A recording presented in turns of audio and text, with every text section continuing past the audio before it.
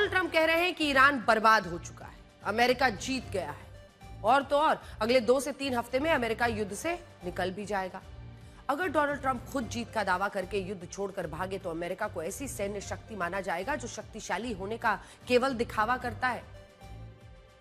पूरे विश्व में जो अपने आप को वो सबसे बड़ा हथियारों का सुपर पावर मानता है, उस पर गहरी चोट लगेगी। वो छवि शीशे की तरह टूट जाएगी जिसमें वो अपने आप को सबसे शक्तिशाली देश बताता है। आप सोचिए, रशिया सुपर पावर है और वो पिछले 4 साल से युद्ध लड़ रहा है, जबकि यूक्रेन को अमेरिका समेत यूरोपीय देशों का भी समर्थन हासिल है।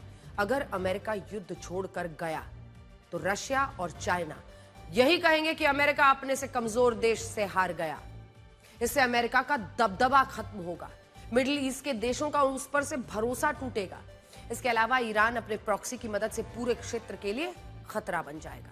यही नहीं, स्ट्रेट ऑफ हॉर्मूज पर ईरान अपना एक छत्र राज कायम करने की कोशिश करेगा, जिससे वो दुनिया से टोल टैक्स वसूल सके।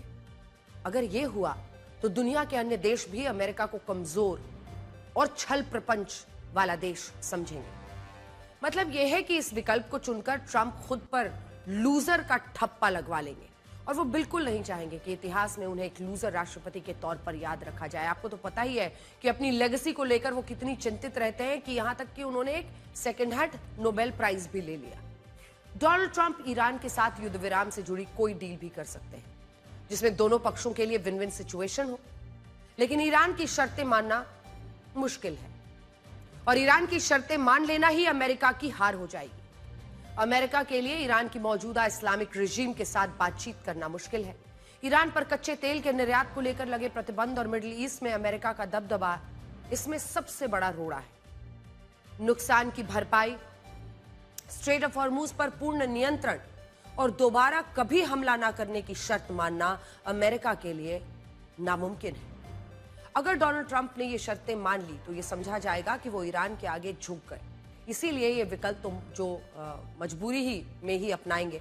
फिलहाल वो एक विकल्प पर आगे बढ़ सकते हैं और वो है ईरान पर जमीनी हमला।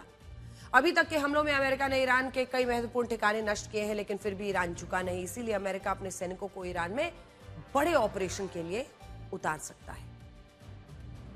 हालांकि ऐसी स्थिति में गुरिल्ला युद्ध में माहिर ईरान की सेना और अमेरिका को दुश्मन समझने वाले लाखों युवा एक बड़ी मुसीबत बन सकते हैं अमेरिका के लिए।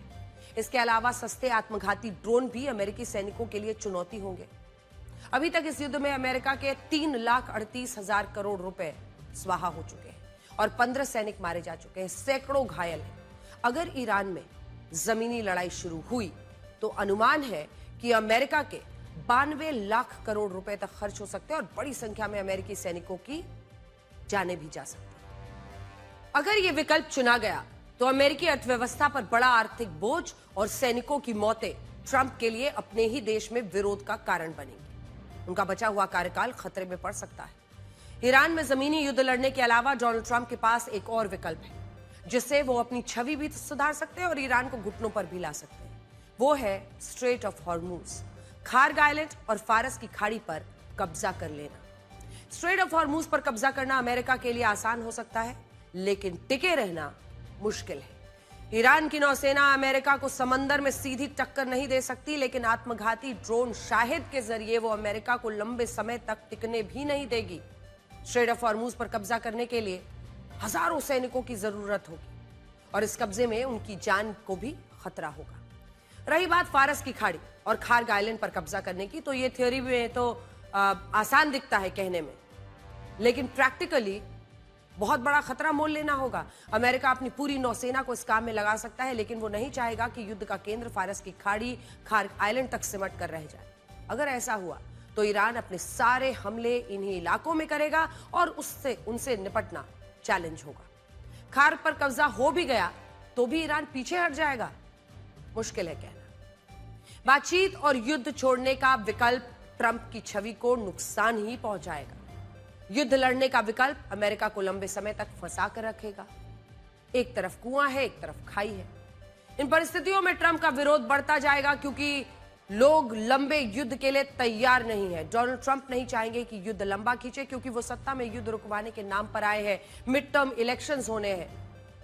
वो सत्ता में ही आए थे कि अमेरिका दूसरे देशों के लिए युद्ध नहीं लड़ेगा। वो युद्ध रोकने के नाम पर आए थे, ना कि करवाने के नाम पर। इसीलिए डोनाल्ड ट्रंप ईरान युद्ध में फंस कर रह गए हैं। शायद इसीलिए वो हर कुछ घंटों पर अलग अलग बयान देते हैं। ईरान युद्ध का 37वां दिन है और इस युद्ध में शामिल कोई भी देश ना झुक रहा है ना रुक रहा है। अमेरिका और इजराइल मिलकर ईरान पर भीषण हमला कर रहे हैं। इसके जवाब में ईरान इजराइल मिडिल ईस्ट के चुनिंदा ठिकानों को दहला रहा है। इस युद्ध में जीत किसके पाले में दिख रही है, यह कहना बहुत मुश्किल है। आज हम इस युद्ध का रिपोर्ट कार्ड लेकर आए हैं, जिसमें हम ये देखेंगे कि इस युद्ध में कौन किस पर भारी पड़ा है। पहले जो युद्ध हुआ करते थे, उसमें आमतौर पर लक्ष्य दूसरे देश पर कब्जा करना होता था, लेकिन आज के दौर में युद्ध के अर्थ बदल गए। आज के दौर में युद्ध में रणनीतिक लक्ष्यों को हासिल करना ही जीत मान लिया जाता है। जैसे अगर अमेरिका ने तय किया कि ईरान के परमाणु ठिकानों को तबाह करना है, वो इसमें कामयाब रहा, तो मान लिया जाएगा कि अमेरिका जीत गया। ठीक वैसे ही अगर ईरान ने अपने परमाणु कार्यक्रमों को बचा लिया, अपनी शर्तों पर युद्ध विराम के लिए मजबूर करवा दिया, मुआवजे का पैसा ले लिया, तो इसमें ईरान की जीत मानी जाएगी। लेकिन फिलहाल ये दोनों ही चीजें होती हुई दिख नहीं रही हैं। अमेरिका और इजराइल के भयानक हमलों के बावजूद ईरान अब भी मिसाइल, आत्मघाती ड्रोन से हमले कर रहा है। ऐसा जता रहा है कि उसके पास लंबा युद्ध लड़ने का साजो सामान बाकी है। इसी वजह से ईरान युद्ध किसी निर्णायक स्थिति में पहुंचता नहीं दिख रहा। सच तो यह है कि अगर आज युद्ध में शामिल तीनों पक्ष युद्ध विराम की घोषणा कर दें, तो तीनों ही अपनी अपनी जीत के दावे कर सकते हैं, क्योंकि हार और जीत की पहचान मुश्किल है। इस युद्ध को लेकर अमेरिका के सीमित लेकिन महत्वपूर्ण रणनीतिक लक्ष्य भी है। पहला, ईरान को न्यूक्लियर पावर बनने से रोकना। दूसरा, लंबी दूरी की मिसाइल क्षमताओं को खत्म करना। तीसरा, ईरान के इस्लामिक शासन का तख्ता पलट। न्यूक्लियर ठिकानों पर बमबारी करके अमेरिका काफी हद तक ईरान का परमाणु प्रोग्राम कई वर्ष पीछे कर चुका है। इसके अलावा मिसाइल ठिकानों पर भीषण हमले करके ईरान की मिसाइल क्षमता को भी बहुत कमजोर कर दिया गया है। यूएस सेंट्रल कमांड के मुताबिक उन्होंने 12,000 से ज्यादा टारगेट्स तबाह किए हैं। इसके अलावा ईरान के 150 से ज्यादा युद्धपोतों को नष्ट किया, जिससे 16 युद्धपोत तो समुद्री माइंस बिछाने का ही काम करते थे। अमेरिकी नौसेना के वरिष्ठ अधिकारी एडमिरल ब्रैड कूपर का दावा है कि ईरान के 92% बड़े युद्धपोत नष्ट हो चुके हैं। करीब 66% मिसाइल, ड्रोन, नौसेना संबंधित प्रोडक्शन यूनिट्स तबाह हो चुकी है। इसके साथ ही अमेरिकी रक्षा मंत्री पीट हेग्सेथ ने दावा किया है कि ईरान के पास कुल 11 पनडुब्बियां थी जो खत्म हो चुकी है। ईरान के 70% से अधिक एयर डिफेंस सिस्टम कमजोर हो चुके हैं। मिसाइल लॉन्च की गतिविधियां 90% से ज्यादा घट गई हैं। सच ये है कि ईरान अब जो हमले कर रहा है वो जमीनी इलाकों से हो रहे हैं, समुद्री इलाकों से नहीं। ऐसे में माना जा रहा है कि युद्ध क्षेत्र से ईरान की नौसेना लगभग गायब हो चुकी है और इसके अलावा समंदर में अमेरिकी युद्धपोतों पर हमले या उनके नुकसान से जुड़ी कोई जानकारी नहीं दी जा रही है। मतलब ये कि ईरान की पकड़ समुद्री इलाकों में खत्म हो रही है। इसके अलावा इस युद्ध में अभी तक ईरान की एयरफोर्स नहीं दिखी है। ईरान के पास करीब 181 फाइटर जेट्स हैं, जो काफी पुराने हैं, शायद इसीलिए युद्ध में अभी तक नजर नहीं आए। ईरान के पास F4, F5 जैसे पुराने अमेरिकी फाइटर जेट्स हैं। इसके अलावा उसके पास रशियन मेड Su-22, MiG-29 जैसे फाइटर जेट्स हैं, जिनकी टेक्नोलॉजी पुरानी हो चुकी है। युद्ध के शुरू होने से लेकर अब तक ईरान के हमले करीब 90% तक कम हुए हैं, लेकिन इसके बावजूद अमेरिका उनके हमलों को अभी तक खत्म नहीं कर पाया है। युद्ध के तीसरे दिन यानी 2 मार्च को ईरान ने 778 हमले किए थे, जिसमें 567 आत्मघाती ड्रोन्स, 211 मिसाइल हमले थे। लेकिन 2 हफ्ते के बाद हमलों की संख्या प्रतिदिन करीब 100 रह गई और अब भी यही चल रहा है। इसी के आधार पर यह माना जा रहा है कि ईरान के मिसाइल्स, ईरान के ड्रोन्स अब धीरे धीरे, जब इतने उनके हमले कम हो रहे हैं तो क्या खत्म हो रहे हैं। लेकिन इसके बावजूद सच यह है कि ईरान के हमले रुके नहीं। देखा जाए तो अमेरिका का लक्ष्य पूरा नहीं हुआ है। अमेरिकी खुफिया एजेंसी ने दावा किया है कि ईरान के सीक्रेट बंकर्स में अभी भी करीब 50% मिसाइल लॉन्चर्स हैं, बड़ी संख्या में आत्मघाती ड्रोन्स हैं।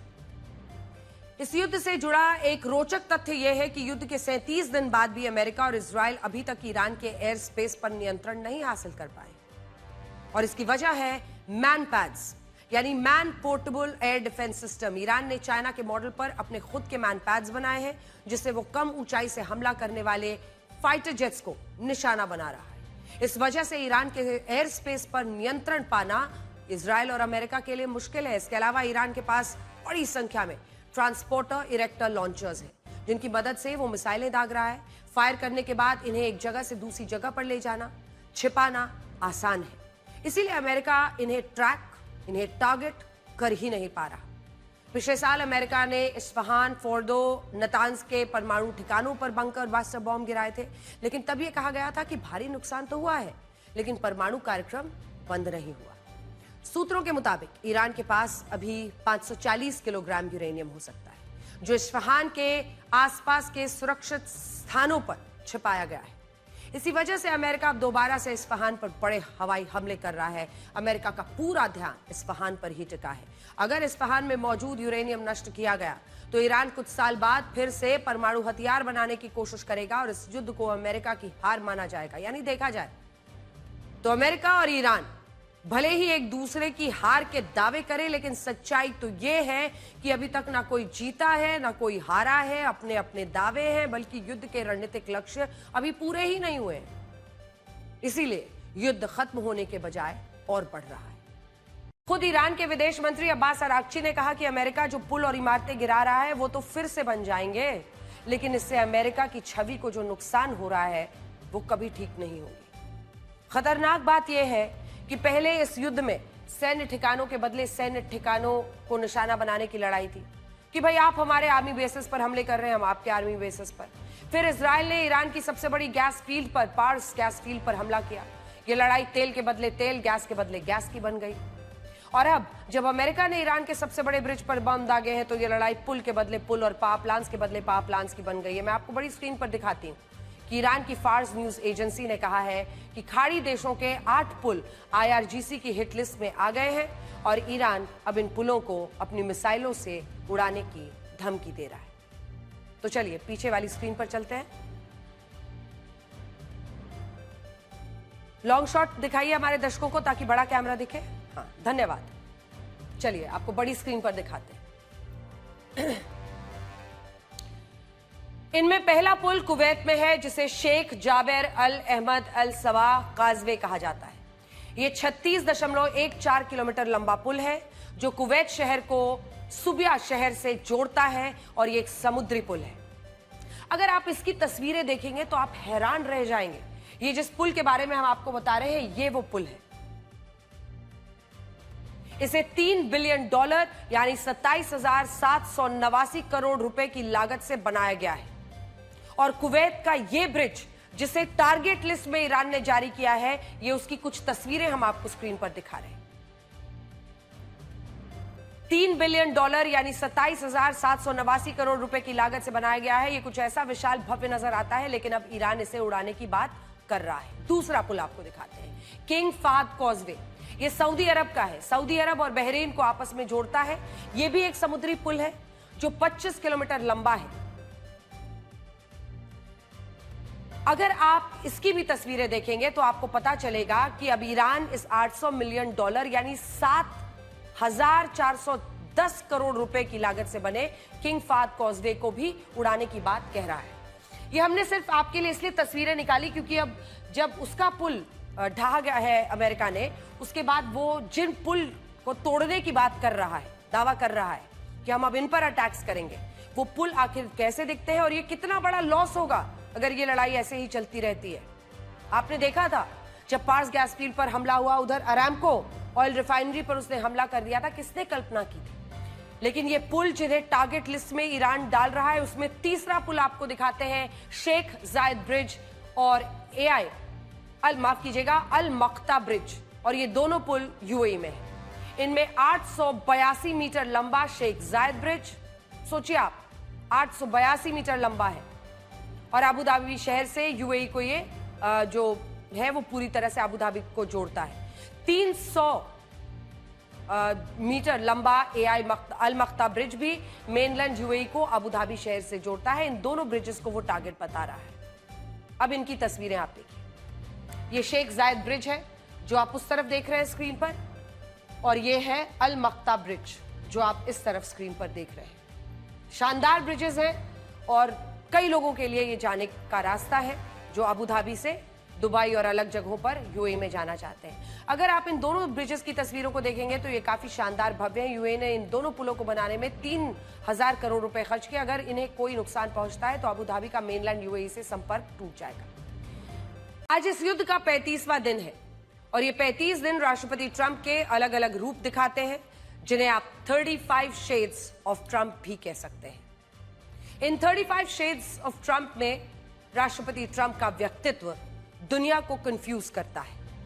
राष्ट्रपति ट्रंप कभी खुद को शांति लाने वाला नेता बताते हैं, कई देशों के बीच के युद्ध को रुकवाने वाला सबसे बड़ा शांति का मसीहा बताते हैं, तो कभी युद्ध को और भड़काने वाली भाषा बोलते हैं, कभी वो अमेरिका को सुरक्षित बनाने की बात करते हैं, तो कभी ऐसे फैसले लेते हैं जिनसे दुनिया अस्थिर हो जाती है। उनकी राजनीति में एक पैटर्न साफ नजर आता है, बड़े दावे, कड़े शब्द, अचानक फैसले। लेकिन सवाल यह है कि क्या ये रणनीति है या ये सिर्फ और सिर्फ अनिश्चितता है। ट्रंप का एक शेड वो है जहां वो ताकत दिखाने के लिए हर सीमा पार करने को तैयार दिखते हैं, गुजरने को। पुलों, पाइपलाइंस, बुनियादी ढांचे पर हमले की खुली धमकियां देते हैं। दूसरा शेड वो है जहां वो बातचीत, समझौते की बात करते हैं। यही दोहरापन उनकी राजनीति को सवालों के घेरे में लाता है। संक्षेप में कहें तो 35 शेड्स ऑफ ट्रंप उसी उलझन का नाम है जहां राष्ट्रपति के कई चेहरे हैं, लेकिन हर चेहरा अपने साथ नए विवाद, नई अनिश्चितता लेकर आता है। ये माना जाता है पूरे विश्व में कि जब डोनाल्ड ट्रंप सुबह उठेंगे वो एक नए वर्जन में लॉन्च होंगे, वो एक नई बात कहेंगे और उन्होंने कभी लोगों को निराश भी नहीं किया। वो अचानक और अचंभित करने वाली बातें रोज करते हैं। 35 दिन बीत गए, 35 शेड्स ऑफ डोनाल्ड ट्रंप। राष्ट्रपति ट्रंप ने ईरान युद्ध के लिए शुरू में 5 लक्ष्य दिए थे, जिनमें से एक भी लक्ष्य हासिल ही नहीं हुआ है। तो आइए आपको बताते हैं राष्ट्रपति ट्रंप ने क्या कहा था कि वो ईरान की मिसाइल और ड्रोन क्षमता को हमेशा के लिए तबाह कर देंगे। लेकिन आज 35 दिन बाद भी अमेरिका को इसमें कामयाबी मिली नहीं है। सीएनएन के मुताबिक यूएस इंटेलिजेंस ने खुद अपनी रिपोर्ट में माना है कि ईरान के 55% मिसाइल लॉन्चर्स अब भी सुरक्षित हैं। ईरान शायद 136 जैसे जो आत्मघाती ड्रोन्स बनाता है उन्हें लॉन्च करता है, उसकी 50% क्षमता बरकरार है। राष्ट्रपति का दूसरा लक्ष्य क्या था? राष्ट्रपति ट्रंप का दूसरा लक्ष्य था ईरान की नौसेना को पूरी तरह खत्म कर देना, लेकिन यह लक्ष्य भी पूरी तरह से हासिल नहीं हुआ है। आज भी ईरान की नौसेना स्ट्रेट ऑफ हॉर्मुज में लंगर डालकर बैठी है और खुद अमेरिका की नौसेना आगे बढ़ने की हिम्मत नहीं कर पा रही। पूरी तरह से ईरान का हॉर्मुज पर कब्जा है। राष्ट्रपति ट्रंप तो ये कह रहे हैं कि अमेरिका को हॉर्मुज के तेल की कोई जरूरत नहीं है और जिसे जरूरत है खुद जाए, खुद ही रास्ता खुलवाए। वैसे डोनाल्ड ट्रंप को कोई ये तो बताए कि पहले हॉर्मुज खुला ही था, युद्ध छेड़कर आपने इसको बंद करवाया। राष्ट्रपति ट्रंप का तीसरा लक्ष्य हिजबुल्लाह, हूती, इराक में मौजूद ईरान के प्रॉक्सी संगठनों को जड़ से मिटाना, लेकिन इसमें भी अमेरिका को कामयाबी नहीं मिली। हिजबुल्लाह और हूती अब भी इजराइल पर हमले कर रहे हैं। इराक में भी ईरान के मिलिशिया ग्रुप अमेरिका के ठिकानों को निशाना बना रहे हैं। स्थिति यह हो गई है कि इराक में मिलिट्री ठिकाने नष्ट होने से अमेरिकी सैनिकों को होटल में छिप कर रहना पड़ रहा है। राष्ट्रपति ट्रंप का चौथा लक्ष्य ईरान के परमाणु कार्यक्रम को नष्ट करना। क्या यह लक्ष्य हासिल हुआ है? इसका पूरा जवाब और सच से जुड़ा हुआ जवाब किसी के पास नहीं है। आज भी वो खुद ही बता रहे हैं कि ईरान के पास 440 ग्राम यूरेनियम है, सुरक्षित रखा हुआ है। वो चाह रहे हैं कि वो यूरेनियम ईरान उनको सौंप दे, जिसमें वो 440 जो किलोग्राम यूरेनियम है उसमें से कम 11 परमाणु हथियार ईरान बना सकता है। जब दुनिया के कई देश युद्ध में उलझे हैं तब भारत ने हथियारों के निर्यात के क्षेत्र में नया इतिहास रच दिया है। एक समय दुनिया का सबसे बड़ा हथियारों का खरीदार भारत अब डिफेंस एक्सपोर्ट हब बनकर उभरा है। दुनिया के तमाम देशों को रक्षा उत्पाद निर्यात कर रहा है। साल 2025-26 में भारत का रक्षा निर्यात 38,424 करोड़ रुपए पर पहुंच गया था, जो कि भारत के रक्षा निर्यात के इतिहास में सबसे ज्यादा है। रक्षा मंत्रालय द्वारा जारी इन आंकड़ों ने साबित कर दिया है कि दुनिया अब भारत में बने सैन्य साजो सामान पर अटूट भरोसा जता रही है। रक्षा निर्यात में यह उछाल साधारण नहीं है। साल 2024-25 में यह आंकड़ा 23,622 करोड़ पहुंच गया था, जिसका मतलब है कि सिर्फ एक साल में भारत ने लगभग 63% 63% की जबरदस्त वृद्धि दर्ज की है। जितना पाकिस्तान का 6 महीने का रक्षा बजट है, भारत ने साल भर में उतने पैसे के हथियार दुनिया के तमाम देशों को बेच दिए।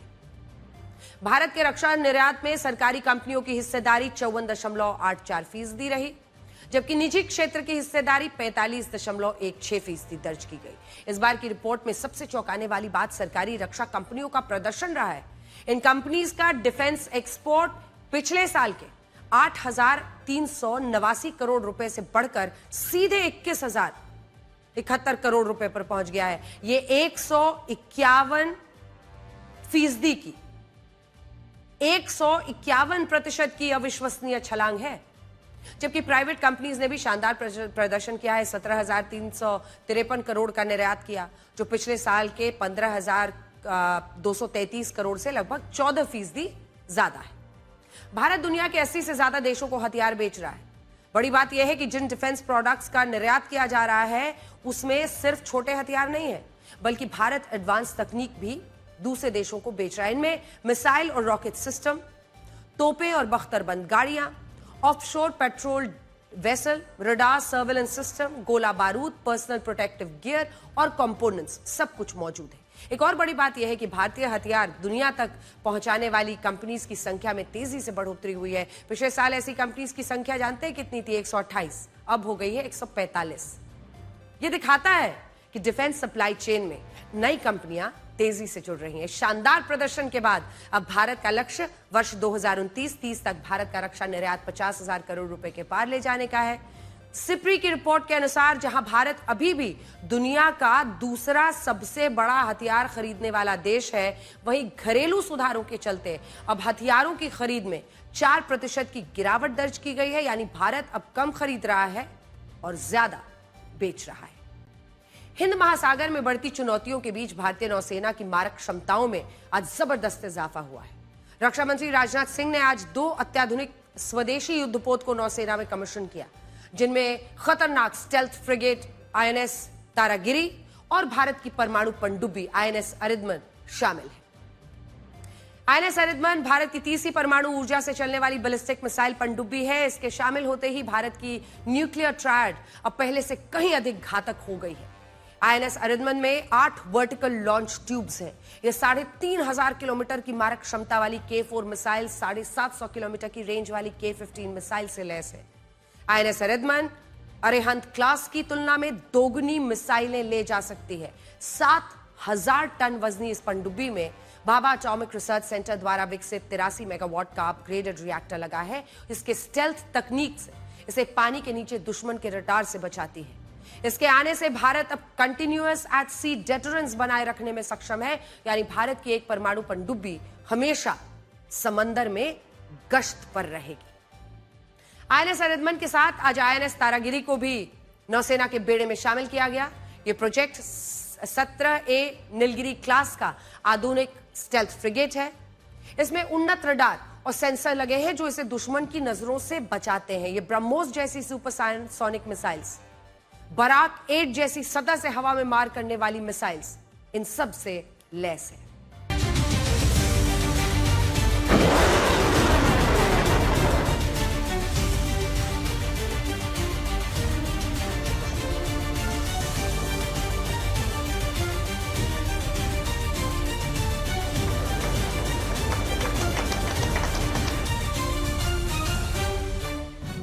मुझे इस बात की खुशी है कि इंडियन नेवी इन सुरक्षा कार्यों में प्रोएक्टिवली इंगेज है। साथियों, सुरक्षा के प्रति हमारा यही दृष्टिकोण हमें भविष्य के चैलेंजेस के लिए तैयार करेगा और भारत को एक सशक्त मैरीटाइम पावर के रूप में स्थापित करेगा। ऐसे में जब भारत अपने यहां तारागिरी जैसे एडवांस शिप्स बनाता है और उन्हें डिप्लॉय करता है, तो यह पूरे रीजन के लिए पीस एंड प्रॉस्पेरिटी की गारंटी होती है। हमारा आपसे एक सवाल है, क्या आप बता सकते हैं कि साल 1961 के भारत चीन युद्ध में ईरान ने भारत की कितनी मदद की थी? साल 1965 और 1971 के भारत पाकिस्तान युद्ध में कितनी मदद की थी? 1999 के करगिल युद्ध में कितनी मदद की थी? जवाब है कोई मदद नहीं की थी। साल 2008 में जब मुंबई में 26/11 का हमला हुआ, तब भी आतंकवाद के खिलाफ भारत को ईरान से कोई मदद नहीं मिली। इसके बाद 2016 जब उरी का हमला हुआ, 2019 में पुलवामा का हमला हुआ, 2025 में पहलगांव का हमला हुआ, तब भी जानते हैं ईरान से भारत को क्या मदद मिली? जवाब है, कोई मदद नहीं मिली। उल्टा ईरान ने कश्मीर के मुद्दे पर भारत का विरोध किया। साल 2010 में कश्मीर को एक अलग देश बता दिया। नागरिकता संशोधन कानून के मुद्दे पर भारत के आंतरिक मामलों में दखल दिया। अब जिस ईरान ने हमें कभी कोई मदद नहीं की, उस ईरान के लिए इस युद्ध में हमारे देश के लोगों ने अपना खजाना खोल दिया है। भारत में अनेकों ऐसे मुस्लिम हैं जो अपने घर का सोना, अपनी जमा पूंजी, अपना कैमरा, अपने घर का कीमती सामान, अपने घर के बर्तन तक ईरान को मदद के लिए भेज रहे हैं। ये कह रहे हैं कि इस युद्ध में वो ईरान के लिए अपने घर का सोना ही नहीं बल्कि अपनी और अपने बच्चों की जान भी कुर्बान कर सकते हैं। करगिल में तो ईरान की मदद के लिए एक एक अंडे की 6-6 हजार रुपए में नीलामी हुई है।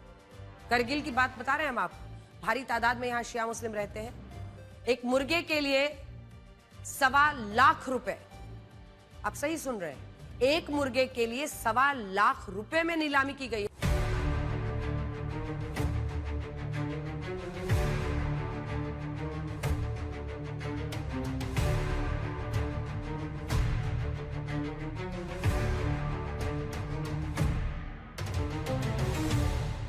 पिछले कुछ समय से 5-6 दिन से जो एक डोनेशन ड्राइव शुरू हुई है ईरान के लोगों के लिए, जो मंशा वो ये है कि एक सपोर्ट जाए कश्मीर से, किस तरीके का प्यार और कनेक्ट है, इमोशनल कनेक्ट है ईरान के साथ।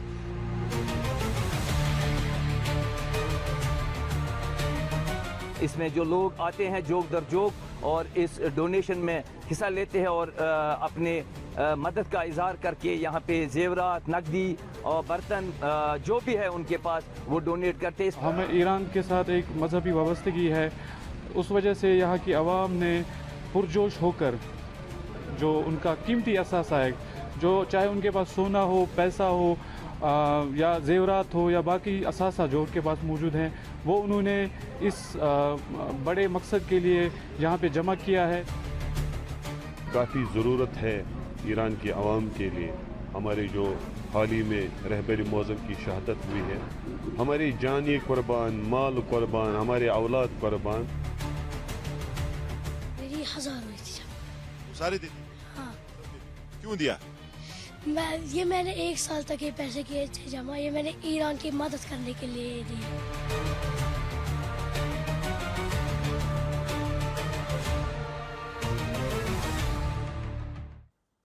ईरान के लिए चंदा तब से जुटाया जा रहा है जब 14 मार्च को भारत में ईरान के दूतावास ने अपने मुख्य बैंक खाते में लोगों से दान मांगा था और इसके बाद बहुत सारे लोगों की तरफ से ईरान को यह मदद भी दी गई। हालांकि ये बात इन लोगों को पता नहीं होगी कि जो कैश और जो सोना लोगों ने दान किया है वो सामान तो सीधे ईरान जा ही नहीं सकता है। नियमों के अनुसार किसी भी देश का दूतावास अपने मुख्य बैंक खाते का इस्तेमाल दान लेने जैसे कामों के लिए नहीं कर सकते। इसके लिए विदेश मंत्रालय की अनुमति से नया खाता खोलना जरूरी होता है। इसके अलावा जुटाई गई रकम को भारत से बाहर भेजने के लिए भारतीय रिजर्व बैंक की कड़ी जांच जरूरी होती है। अगर ऐसा हो भी जाता है तब भी ईरान का दूतावास भारत के लोगों से मिले सोने और कैश को डिप्लोमेटिक पाउच के माध्यम से ईरान नहीं भेज पाएगा। ये चीज सीरिया के वक्त भी हुई थी जब 2023 के भूकंप के बाद भारत में सीरियाई दूतावास को दान मिला था और यह दान भारत के खातों में ही पड़ा रह गया। ईरान के मामले में भी ऐसा हो सकता है। हालांकि ईरान के दूतावास ने कहा है कि वो इस कैश और सोने को बैंक से बदलवा कर दवाइयां खरीदेगा और फिर इन दवाइयों को ईरान भेजा जाएगा और ईरान के मुताबिक उसने इसकी भारत की सरकार से अनुमति ले ली है।